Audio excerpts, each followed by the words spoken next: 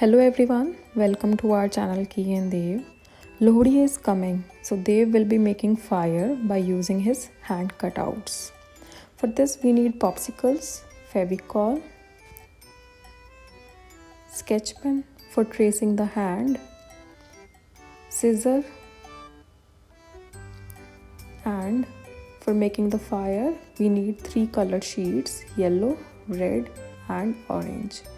If we don't have these colorful sheets at home, then we can take the white sheet and color it by using oil pastel colors.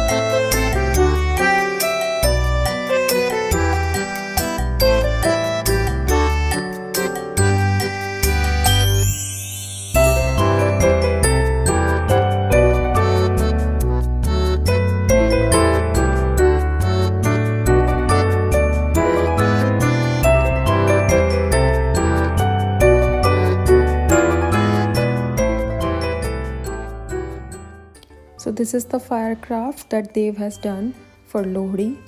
If you like our videos, please subscribe to our channel. Thank you.